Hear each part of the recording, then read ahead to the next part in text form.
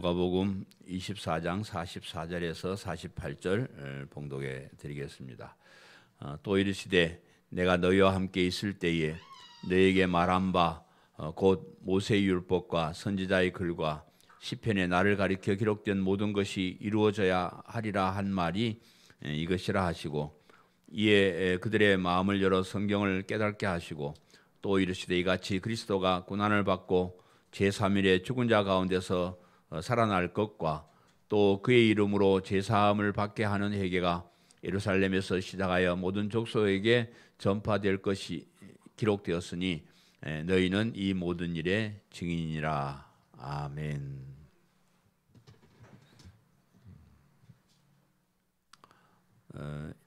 옛날 속담에 친구 따라 강남 간다 하는 그런 말이 있습니다. 뭘 알고 어떤 목적을 가지고 가는 것이 아니고 남들이 가니까 그냥 의미도 모르고 따라가더라 하는 그런 속담입니다. 그래서 오늘날 교회 안에도 이런 사람들이 들어 있을 것이라고 생각을 하는데요. 왜 교회에 오는지 뭐 때문에 교회에 오는지 그냥 모르고 남들이 교회에 가니까, 친구들이 가자고 하니까, 친척들이 가자고 하니까 그저 억지로 오는 그런 사람들도 들어 있을 것입니다. 교회 역사를 살펴보면 이러한 일들이 교회 안에 부지기수로 있었던 것을 알 수가 있습니다. 하나님을 섬기면서 따른다고 하는 사람들이 가장 중요하게 알아야 될 그 하나님의 그 뜻의 핵심을 잘 모르면서 교회에 다니는 사람들이 많이 있었어요. 이게 뭐 어제 오늘 얘기가 아니고 아예 처음부터 역사 속에서 하나님이 하시는 일이 뭔지를 알고 확실히 알고 하나님을 따르고 그랬으면 참 좋았을 텐데, 그런 사람들보다 그렇지 못한 사람들이 더 많았다는 것을 알 수가 있습니다. 오늘 본문 말씀은 부활하신 예수님께서 제자들에게 그런 잘못을 지적하는 거예요. 하나님의 뜻의 핵심을 잘 모르는 그 제자들에게 대해서 성경에 기록된 하나님의 뜻을 바르게 가르쳐 주시는 그런 장면입니다. 성경의 핵심은 예수 그리스도시죠. 예수 그리스도의 핵심은 십자가의 죽으심과 부활하신, 그게 핵심이에요. 성경 전체가 하는 그것을 잘 모르면 성경을 모르는 거예요. 성경이 창세기부터 요한계시록까지 왜 이런 여러 가지 사건들, 여러 가지 얘기가 기록됐냐 그러면 예수님이 이 성경의 중심이고, 예수님을 통한 구원이 성경의 중심이고, 그러니까 예수님의 죽으심과 부활이 성경의 중심인데, 이제 그것을 잘 모르고 따르는 그런 잘못을 지적하면서 제자들의 마음의 문을 그때서야 이제 열어주시면서 하나님의 뜻을 바르게 알게 해주신 것이 오늘 본문의 내용입니다. 오늘은 우리 예수님께서 부활하신 날을 기념하고 드리는 부활 주일입니다. 신약교회가 원래는 이제 하나님 유대교인들은 안식일 날, 토요일 안식일 날 모여서 뭐 예배도 드리고 그렇게 했는데, 이제 그것이 예수님 부활하신 날로 바뀌게 돼요. 예수님 부활하신 날은 토요일이 아니고 일요일이거든요. 그래서 일요일을 주일이라 그렇게 말하고, 주일은 예수님께서 부활하신 날이라는 그런 뜻을 가지고 있습니다. 그래서 우리가 매주 주일날 모여서 예배를 드리는 것은 사실 부활 기념일이에요.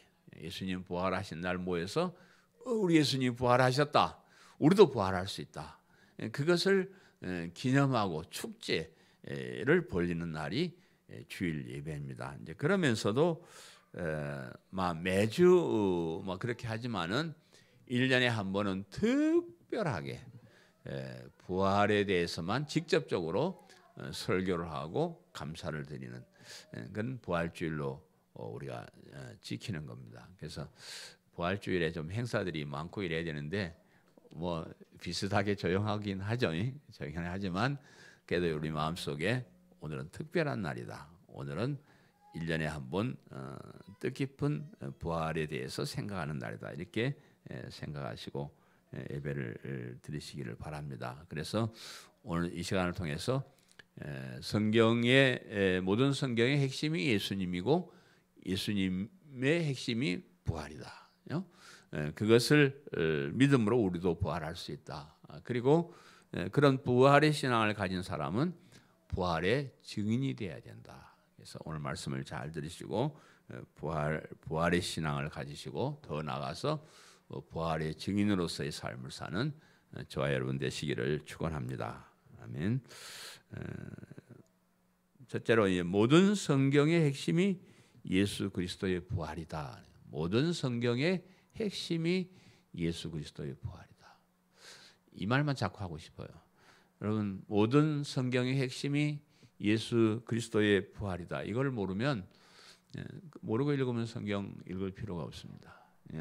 왜 예수님이 죽으시고 부활하셨는가를 성경을 통해서 아는 거니까 이것을 머릿속에 확 집어넣어야 됩니다. 모든 성경의 핵심이 예수 그리스도의 부활이다. 오늘 본문 44절에 보니까 또 이르시되 내가 너희와 함께 있을 때에 너희에게 말한 바 곧 모세의 율법과 선지자의 글과 시편에 나를 가리켜 기록된 모든 것이 이루어져야 하리라 한 말이 이것이라 하시고 그렇게 이제 말씀하셨는데 예수님께서 십자가에 죽으시고 부활하셨는데도 제자들이 그 사실을 믿지 못했습니다. 빈 무덤을 이렇게 보여줘서 예수님 옛날 그 무덤은 우리처럼 땅을 파고 묻는 게 아니고 유대인들은 굴 속에다 이렇게 갖다 넣는 거예요. 그래서 굴 속에 예수님 시체를 갖다가 집어 넣어놨는데 3일째 되는 날에 가보니까 거기 시체가 없습니다. 그러니까 시체가 없는 것을 보여주었고 또 천사들이 나타나서 너희들 왜 산자를 죽은 자 가운데서 찾느냐? 예수님은 죽기 전에 말씀하신 대로 부활하셨다. 이렇게 이제 천사들이 증언을 하였고 또 심지어는 제자들 앞에 나타나셔서 눈에 보여주기도 하셨는데 제자들은 그것을 못 믿었습니다. 믿으려고 하지를 않았어요. 왜냐 그러면 사람이 죽었다가 다시 사는 것은 있을 수 없는 일이기 때문에 그래요. 가끔 뭐 죽을 병에 걸려서 잠깐 죽었다가 뭐 또 살아나는 것처럼 보이는 그런 일은 있기는 했지만 예수님처럼 완전히 공개적으로 그것도 창역한 십자가에 못을 박아서 완전히 죽이고 창을 찔러서 피를 나오게 하고 그래서 죽은 다음에 완전히 시체를 무덤에 갖다 넣어놨는데 그런 사람이 부활했다는 것은 사람들이 믿을 수가 없는 그런 일이었어요.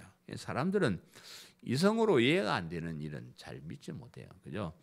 여러분이 제가 이제 말을 할 때 부활 말고 뭐 제가 예수님 잘 믿어서 복 받았다, 돈 벌었다 이래서 하면 그런 거는 믿을 거예요. 그죠? 그런데 예수님이 부활하셨습니다. 우리도 죽었다가 다시 부활합니다. 이 말을 사실 못 믿어요.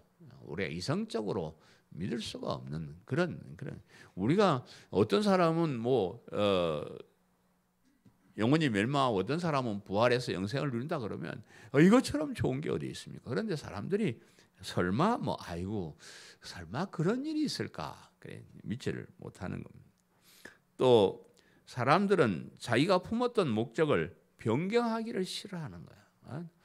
참 사람을 전도해 보면요, 자기가 가졌던 고정관념, 자기가 가졌던 그 생각 변하지 않아요. 교회를 다녀도 이런 종말론적인 신앙, 이런 뭐 구원의 신앙 이런 것을 이야기하지 않는 사회적인 그런 어떤 복음을 이야기하는 교회 다녔던 사람은 예수님 믿음으로 구원받는다는 이 복음을 받아들이기를 싫어해요. 받아들이지를 못합니다.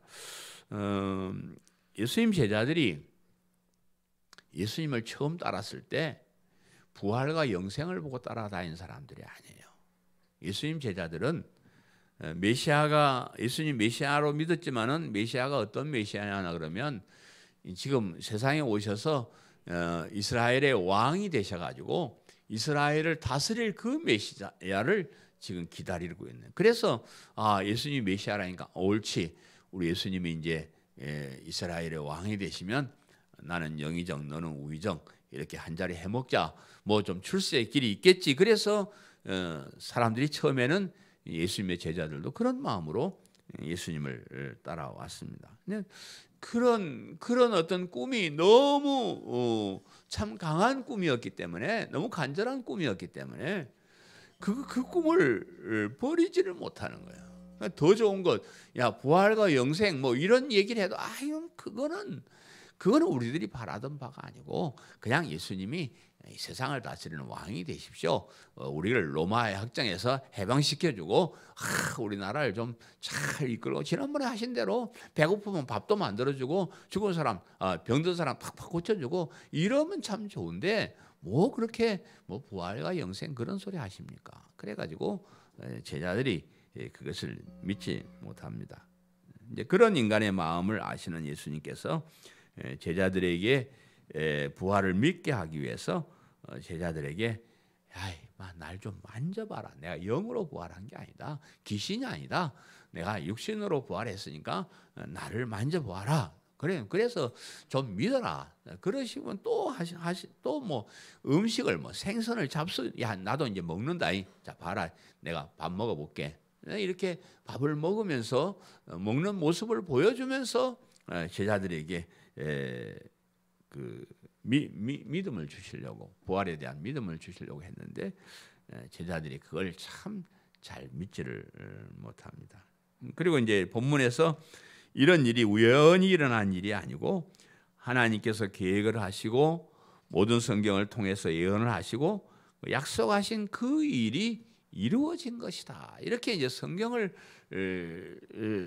예를 들어서 이렇게 설명을 해가지고 예수님의 부활을 얘기하는 겁니다. 모세의 율법은 모세오경을 말하고 선지자의 그런 선지서를 말하고 시편은 시편을 비롯한 시가서를 말하는데 이것은 결국 모든 구약 성경 전부를 가리키는 거예요. 구약 성경 전부에서 이렇게 예언하고 온 그 메시아가 나고 거기 예언대로 죽었다가 살아났다. 이렇게 이제 설명을 해 주시는 겁니다. 예수님 당시에 그 많은 유대인들이 그때는 성경이 교과서였고요. 성경이 가정에서 뭐 학교에서 뭐 가르치는 것이 성경이었어요. 그래서 성경을 심지어 줄줄줄줄 외우는 사람 많아서 성경을 글자를 써가지고 이마에 붙이고 문설주에 붙이고 뭐 어디 가든지 그렇게 많은 성경 공부를 했는데 그 구약 성경의 핵심인 예수님께서 이 세상에 오셨지만은 아무도 그 예수님을 알아보지 못했습니다. 알아보지 못했고 알려고 하지도 않고 그냥 자기들이 원하던 메시아, 그냥 자기들을 육신에서 해방시켜주는 그런 어떤 메시아만 기다렸지 이렇게 부활하시고 승천하시고 영원하세요 이런 것에 대해서는 기대를 하지 않고 믿지를 않았습니다. 그래서 성경을 읽고 배우면서도 그때마다 이 성경은 예수님, 이 성경은 예수님의 죽으심, 이 성경은 예수님의 부활하심 이렇게 구체적으로 가르쳐 줬으면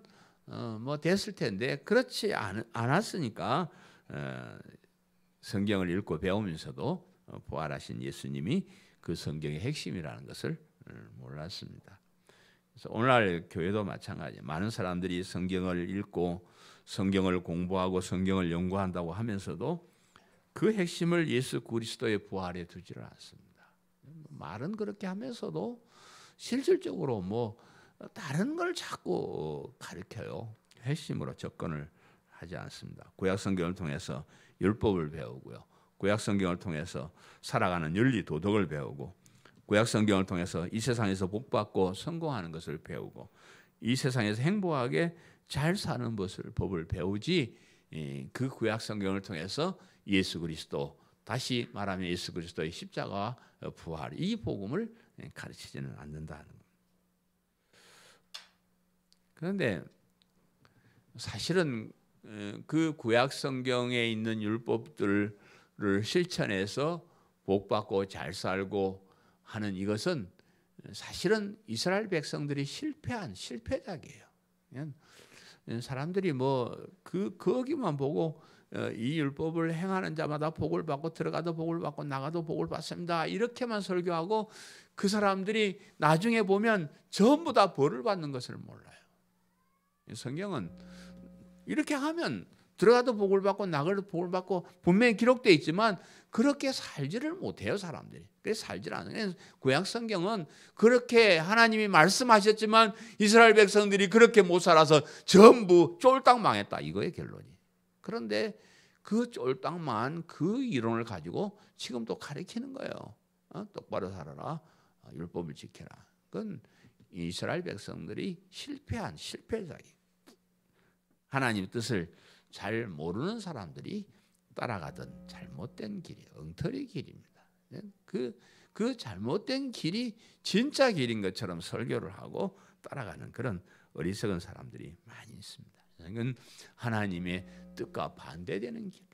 여러분, 이 땅에서 착하게 살고 바르게 살고 복받고 살자, 이 말이 참 좋은 말 같지만요, 성경을 잘 생각하고 묵상하고 하나님 뜻을 바르게 깨달으면 이건 하나님의 뜻과 반대되는 방향이요. 제가 똑바로 살지 마라, 죄짓고 사, 이런 말 하는 거 아닙니다. 이런 건 아니고 노력을 해요. 노력하지만 그 자체 가지고 우리가 의로운 사람이 되고 성공에 이르는 길은 없습니다. 타락한 인간들이 그렇게 살 수가 없다는 거예요. 우리가 과거에 지독하게 가난하고 못 살았을 때는 교회가 우리 교회 오는 성도들이 좀 잘 살았으면 좋겠다. 그래서 어디 가든지 머리가 좀 좋은 사람은 공부도 하게 하고 또 게으른 사람은 열심을 내게 하기도 하고 또 그래서 막 직장도 가고 돈도 좀 벌고 그렇게 잘 살게 만들어 주려고 애를 썼습니다. 또 너무 어려운 사람은 교회가 어디서 돈을 구해 가지고 방도 얻어주기도 하고 또 먹을 것도 나눠주기도 하고 옷도 나눠주기도 하고 이런 일들을 교회가 많이 했습니다. 네. 그러나 지금은 그런 어려운 때가 아니라고 생각해요. 물론 지금도 사시기 편하십니다. 아이고 어렵습니다. 다 그러죠. 어때요? 여러분 삶은 사실만해요? 아이고 어려워요. 힘들어요. 다 어렵고 힘들지만은 그러나 옛날처럼 먹을 거 없어가지고 쩔쩔매고 그러지는 않잖아요. 저는 진짜 극심한 가난의 젊은 괜히 집 나와 도망가가지고 서울 가서 혼자 살면서 내가 실질적으로 있잖아요. 한 며칠을 굶었는데 어디서 라면을 하나 주더라고요. 라면을 하나 갖다고 큰 냄비에다 물을 잔뜩 부어가지고 라면을 끓였어. 그래가지고 그 국물로 배를 채우던 그런 시절도 있었습니다. 그때는 우리가 서로 구제하고 나눠주고 하는 것이 참 좋은 그런 때지만 그러나 요즘은요 사람들이 너무 배불러가지고 타락하는 시대. 제가 여러분을 위해서 기도를 좀 많이 안 해야 될 것 같아요. 신앙생활 좀 잘하게 하려면 여러분 쫄딱 거지 만들어 버릴 것 같아서 내가 요즘 조금 기도를 차지한. 돈 좀 생기고 먹을만 하고 그러면 교회 떠납니다. 요즘은 가난하게 살기 운동을 해, 거지되기 운동을 해야 그래야 신앙생활 좀 더 잘할까 그런 시대에 우리가 살고 있습니다. 그래서 이제 우리는 바른 신앙으로 돌아가야 될 때입니다. 우리가 구제하고 잘 살기 운동하고 그런 시절이 아니에요. 이제는 우리가 이 땅에서 못 살더라도 어렵더라도 진짜 부활의 신앙으로 돌아가야 될 때다. 저는 그렇게 생각을 합니다. 우리가 부차적으로 얻는 것, 덤으로 얻는 것 그런 것에 치중할 것이 아니고 정말로 하나님께서 주시고자 한 그 영원한 생명, 그 핵심을 우리가 받을 수 있도록 올바른 신앙을 가져야 될 때다. 그렇게 생각합니다. 그래서 부스러기 따라가다가 이 중요한 부활의 신앙을 놓치는 어리석은 사람이 한 사람도 없기를 바랍니다. 정말이에요. 여러분 앞으로 가면 갈수록 이 부활의 신앙을 가지고 영원한 세상을 기다리며 사는 사람 자꾸 줄어듭니다. 자꾸 교회 안에 이런 사람도 줄어들고요. 그럴 때에 우리는 끝까지 이 부활의 신앙을 사수하게 될 수 있기를 간절히 바랍니다. 아멘. 구약 성경 전체의 가르침도 예수님의 부활이지만 예수님의 가르치심의 핵심도 부활이에요. 예수님께서 이 세상에 오셔서 하시는 말씀이 회개하라, 하나님 나라가 가까워왔느니라, 그렇게 시작을 해요.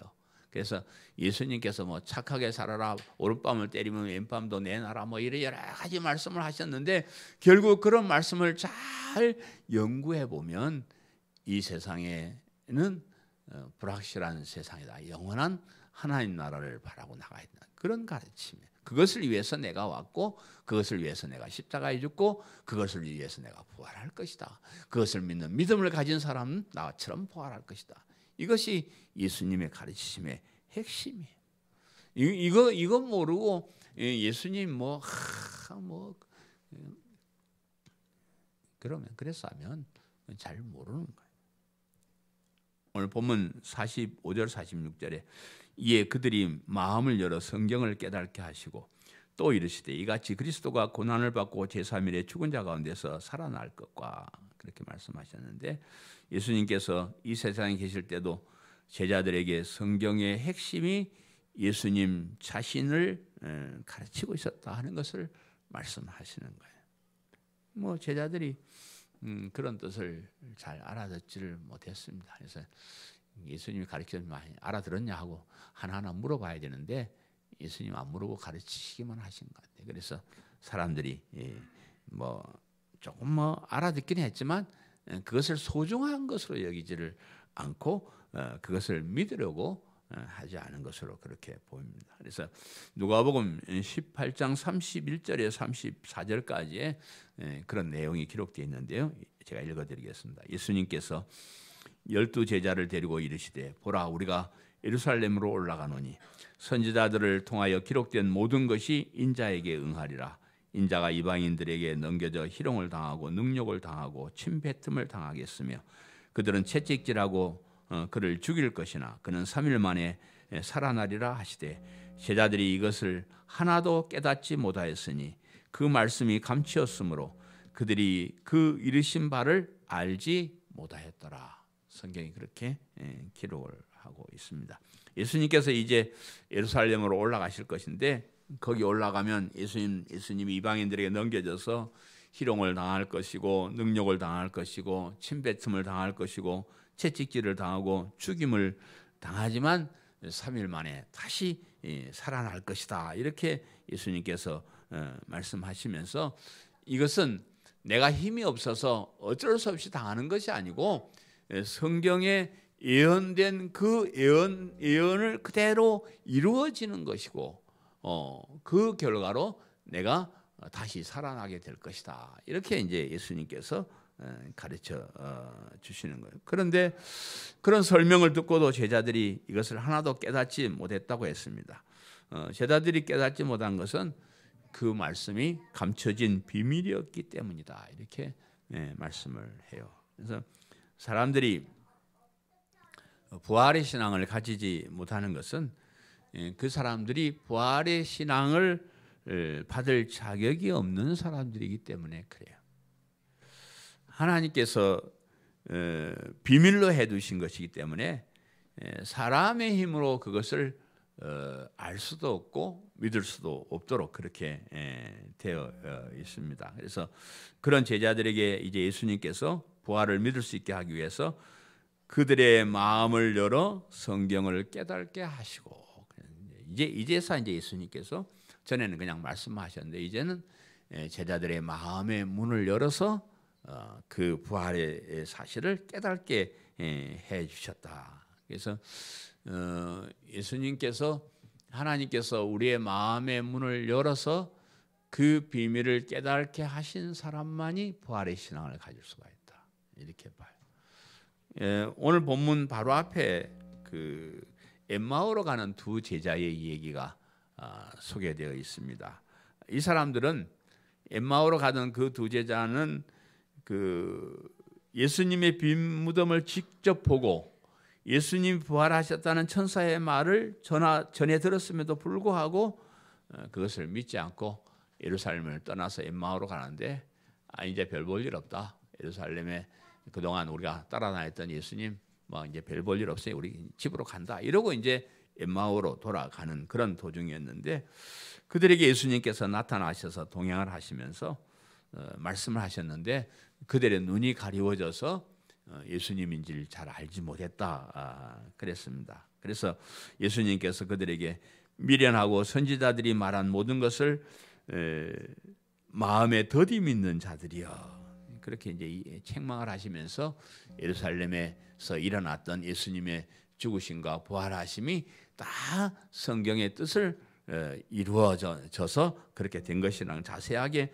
설명을 해 주셨습니다. 그러면서 예수님께서 그들의 마음도 열어주셨는데 나중에 깨닫고 나서 우리가 그때 예수님의 말씀을 들을 때 우리의 마음이 뜨거워지고 눈이 밝아져서 예수님이 이 성경의 예수님의 부활에 대한 그 말씀이 믿어지고 예수님께서 부활하심이 믿어졌더라 그렇게 기록을 하고 있습니다.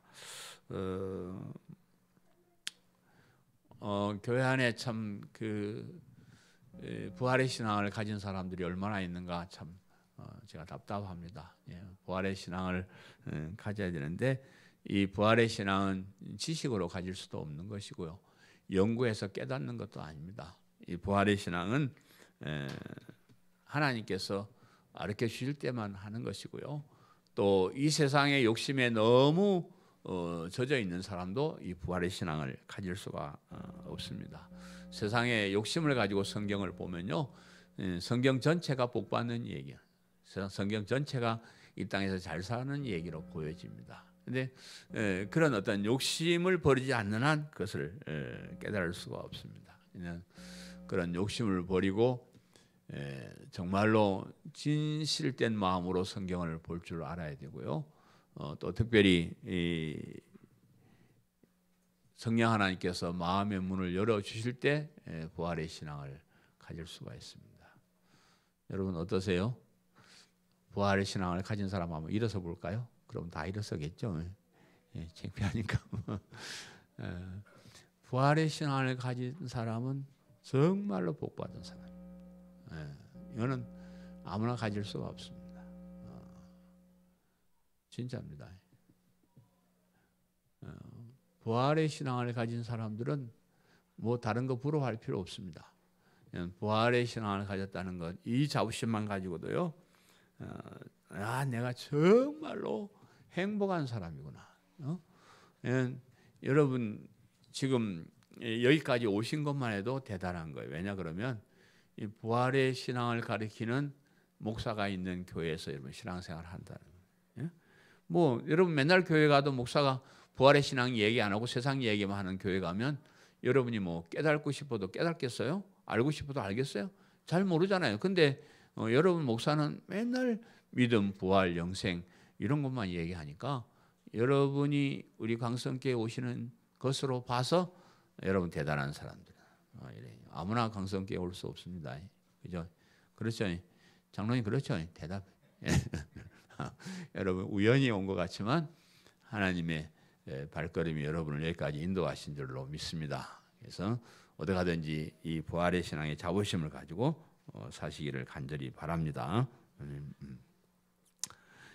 부활을 믿는 사람들은 부활의 증인이 되어야 된다. 47절 48절을 보니까 또 그의 이름으로 제사함을 받게 하는 회개가 예루살렘에 시작하여 모든 족속에게 전파될 것이 기록되었으니 너희는 이 모든 일의 증인이라 그렇게 말씀하시는데 예수님의 부활은 예수님의 이름으로 제사함을 받게 되는 회개를 가져온다. 믿음은 회개로 시작되는데 내가 죄인인 것을 깨닫는 것부터 시작이 돼요. 믿음은. 그래서 우리가 하는 회개는 아이고 내가 후회스럽다. 내가 왜 그렇게 살았을까? 난 나쁜 놈이다. 이 멍청한 녀석아. 이렇게 후회하고 끝나는 것이 아니고 우리의 회개는 죄사함을 받게 하는 회개. 우리가 회개하면 그 즉시 우리의 모든 죄는 다 용서를 받을 수 있도록 그렇게 효과 있는 회개입니다. 그러니까 괜히 쓸데없이 그 부모님들이 얘기하죠. 너 솔직히 얘기하면 너 용서해 줄게. 그래 놓고 용서해줘요? 안 해줘요? 절대 안 해주더라고요, 보니까. 그런데 우리가 저거 할 필요는 없잖아요. 근데 우리가 하나님 앞에 하는 회개는 100% 그대로 깨끗하게 덮어주고 용서를 받는 그런 회개입니다. 예수님의 십자가의 죽으심은 그런 어떤 우리의 회개가 효력 있는 회개가 되게 하는 것이고요. 또 이 이제 부활의 신앙이 예루살렘에 시작해서 이방인들에게 전파되고 전 세계에 다 전파되게 할 것이다 하는 것이 오늘 본문의 말씀인데, 우리는 이 복음이 예루살렘으로 시작해서 온 유다와 사마리아와 땅 끝까지 전파되는 그런 과정을 기록한 사도행전을 우리가 매주일 공부를 하고 있습니다. 그래서 이 복음이 땅 끝까지 전파되고 있고요. 예수님께서 이 부활의 신앙을 가진 제자들은 이 모든 일의 증인이 되어야 된다. 부활의 신앙이라는 게 참 믿기가 힘든 거예요. 그러니까 누군가가 증인을 서는데 확실하게 증인을 서지 않고는 그냥 부활한다더라 이런 정도 해가지고는 사람들이 예수님의 부활을 믿을 수가 없고 우리도 부활한다는 것을 믿을 수가 없어요. 그래서 단순히 예수님 부활하셨습니다. 믿으면 여러분도 부활합니다. 이런 정도로 사람들이 믿지 않으니까 이 말에 증인이 되어라, 증인이 되어라 이렇게 말씀하고 있는데, 이 증인이란 말은 헬라어로 마르티스란 이 말인데, 이 말의 뜻은 증인이지만 의미로 해석하면 순교자로 해석을 하는 그런 단어입니다. 왜냐 그러면 증인이란 말은 순교자라는 말과 연결이 되기 때문에 그래요. 그래서 성경에는 기록되어 있지 않지만은 예수님의 모든 제자들은 순교를 다 했습니다. 거의 모든 제자들이 부활의 증인으로 순교를 한 그런 역사의 기록이 있습니다. 그래서 그런 예수님의 제자들이 예수님의 부활을 목격하고 자기의 목숨을 걸고 자기가 죽임을 당한다고 하면서도 예수님 부활하셨습니다라고 외쳤던 그 증인들이 있었기 때문에 저와 여러분이 이렇게 예수님을 믿는 겁니다. 그래서 여러분도 저희 할아버지가 이런 증인으로서 순교를 당했기 때문에 제가 그 증인의 역할을 지금 대신하고 있는 거예요. 이런 많은 순교자들, 순교를 각오한 그런 증인들 때문에 복음을 우리가 받고 부활의 신앙을 우리가 이어가고 있습니다. 그래서 초대교회의 모든 그 직분자들, 모든 설교자들의 어떤 설교는 다른 내용이 없었을 것 같아요. 예수님이 부활하셨습니다. 우리도 부활합니다. 예수님 부활하셨습니다. 우리도 부활합니다. 예수님 부활하셨습니다. 그것을 믿는 자는 의로운 사람이 되고 영원한 생명을 얻습니다. 그것이 모든 설교자들의 핵심이었을 것이다. 그렇게 생각을 합니다. 오늘날 이제 저와 여러분이 이런 증인이 되어야 돼요. 왜냐 그러면 교회의 부활의 신앙들이 자꾸 사라져, 자꾸 딴 길로 가고 있으니까 우리가 목숨을 걸고라도 이 부활의 신앙을 지키는 그런 사람들이 돼야 됩니다. 저도 그렇지만 칼 들고 목 갖다 대면 부인할지도 모릅니다. 저도 아픈 거 싫어하고 죽는 거 싫어해서 그렇지만 우리가 순교자가 되지는 못할지언정 알량한 세상 그 즐거움 그런 것 때문에 우리의 부활의 신앙과 그런 것과 바꾸지는 말자는 거예요. 누가 돈 좀 준다 그러면 가고, 누가 좀 재미있는 일 있다 그러면 거기 가고, 그러지는 말자는 거예요. 이 부활하신 날, 이 부활의 소망을 가질 수 있는 이 거룩한 날, 교회 와서 하나님께 영광 돌리고 부활의 소망을 가지고 살게 하는 이 일은 무엇과도 바꾸지 말자는 거예요. 여러분 교회 하루 안 나오는 거 별거 아닙니다. 그러나 여러분 한 번 안 나오면 자꾸 안 나오게 되고요. 자꾸 사탄이 시험을 합니다. 그래서 주일날은 순교자의 정신으로, 증인의 정신으로 어떠한 일이 있어도 내가 이 부활의 날은, 주일날은 교회에 간다, 이런 각오를 가지고 사는 것이 우리가 증인이 되는 그런 삶이에요. 그리고 이 땅의 것 너무 욕심내지 말고 포기하고 헌신할 줄 아는 그런 어떤 신앙을 가지는 것도 우리가 증인이 되는 겁니다. 남들이 봤을 때 저 사람을 보니까 부활이 있는 것 같아. 저 사람 신앙생활을 하고 교회 다니는 거 보니까 부활이 있는 것 같아. 영생이 있는 것 같아. 이렇게 알게 하게 하는 것이 우리가 증인으로서의 삶을 사는 것이다. 이런 각오를 하시고 이제 여러분은 특별하게 부활의 신앙을 가진 사람들이기 때문에 증인으로서의 남은 생애를 사시기를 간절히 축원합니다. 아멘. 사랑하는 성도 여러분, 성경의 핵심은 예수 그리스도이시고 예수 그리스도의 핵심은 십자가의 죽으심과 부활하심. 우리가 꼭 가져야 할 믿음이 이 부활에 관한 믿음이고요. 우리가 이 세상을 살면서 행해야 될 가장 중요한 것은 부활의 증인이 되는 것이다 하는 이 말씀을 기억하시면서 이 부활의 신앙을 끝까지 간직하시고 증인으로서의 삶을 사는 저와 여러분 되시기를 축원합니다. 아멘. 말씀을 생각하면서 통성으로 하나님께 기도하겠습니다. 이 부활의 신앙을 갖게